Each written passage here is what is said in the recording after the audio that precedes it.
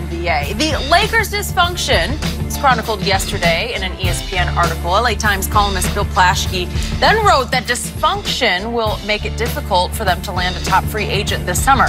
On the other hand, Ric Bucher said one of those top free agents to be Kyrie Irving will decide between the Nets and Lakers. Rick is back with us. So what is your best guess on additions the Lakers will make this summer? They're going to have to take somebody hostage, meaning they're going to have to trade for them.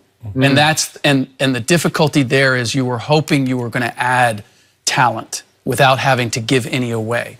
If you're making a deal, now you're going to have to sacrifice some of what you have in order to add talent. And as a result, how much better your team is going to be collectively is up in the air. This is how bad the situation is for the Lakers.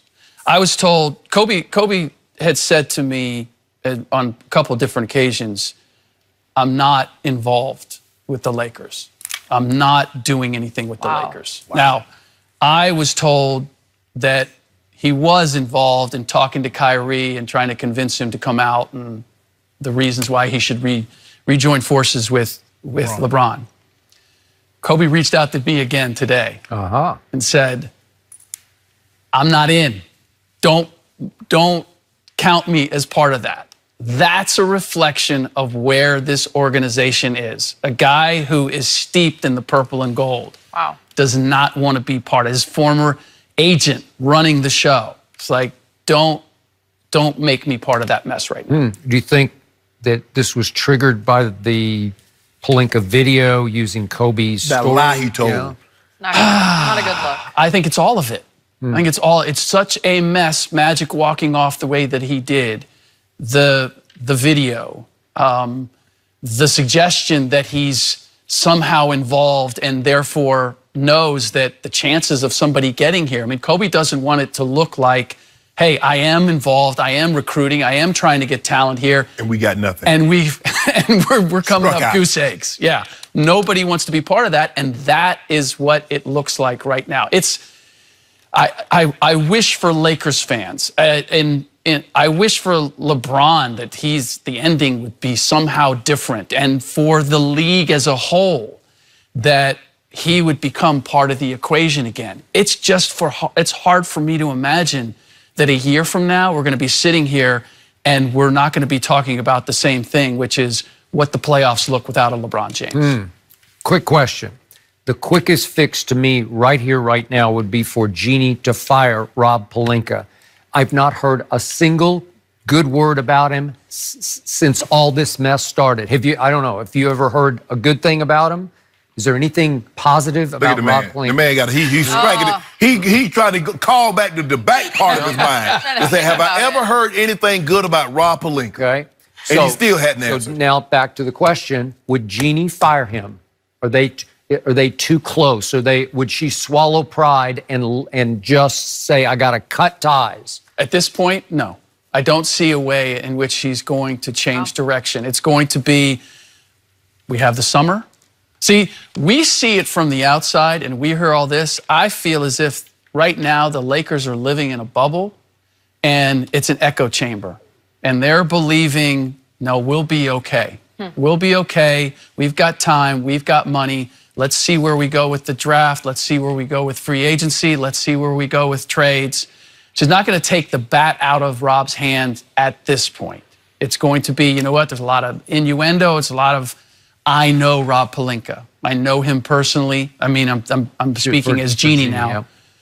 I'm going to see where this goes. Those that are close to me, I'm going to ride with them and see where this goes. And then when we get to the fall, and if it turns out as we all anticipate, which is they're left empty-handed, then she's going to have a tough decision to make. Okay. I like your phrase, take someone hostage. It's come to that for the Los Angeles Lakers, because that's the only way to acquire someone is to actually go get them and bring them to you, whether they like it or not, quote unquote. Right. And the obvious target would still be Anthony AD. We had LeBron in Cleveland, and even LeBron in his prime. It was a struggle. Obviously, it's Cleveland, but it was a struggle to get free agents there because of the questions of the franchise. If LeBron left and then I'm left playing for the Cavaliers, do they know how to get it done? No. He's now facing the very same thing with the Lakers. Like, guys are going to look at, okay, LeBron, that's great. You're there and everything, but who's there that I trust that is going to build this team and we're going to have the right culture and all of that? They're not in a good place. Okay, so scale of 0 to 100%, what percent would you give in pulling off the AD trade this now coming up in the next month or so? I don't see it because there's a personal aspect with the Pelicans ownership. They're still holding a grudge. It's anywhere but the Lakers. Like, it's not a matter of making the best deal. It's a matter of, okay, make the best deal as long as it's not the Lakers. But the new GM, David Griffin, is carrying on that grudge? Well, yeah, because the owner's the same. Okay. Gail Benson is standing on, you can do your job, do the best that you can, but we're not talking to them. Shannon, this whole segment has turned into awful news for you. I don't even want to talk. I don't even want to talk. Go ahead, Skip. Y'all keep it going. The whole time I've been here and I keep wanting to leave for a second. Sorry, Shannon. This is terrible. And this is what we got. The ownership. We got Jeannie Buss. She's not going anywhere. Kurt and Linda Rambus. They're not going anywhere. Rob Pelinka's not going anywhere. This is my greatest issue is, and I've always admired what Jeannie has done. I've respected what she's done as a woman in the business. She's, obviously the shadow of her dad, but she's built her own presence. And to be on the board of governors, all of that, impressive. Jeannie can't be silent now. She can't be not quoted. I mean, the ESPN report, they reached out to her. It shouldn't even be somebody reaching out to you to get reaction. You need to be proactive. I need to know that somebody has their hand on the wheel. That's part of, among the many other things, you talk to people around the league, who are we supposed to call? Exactly. Who are we supposed to talk to? Who are we making a deal with? Who has the ultimate authority there? Jeannie has the ultimate authority. And yet, the ESPN story had an anonymous quote saying that Linda Rambus controls and manipulates Jeannie Buss. That is strong. It is. And it's insulting to Jeannie. And manipulates. Well, why is she called to refute it? To your point, I'm saying the same.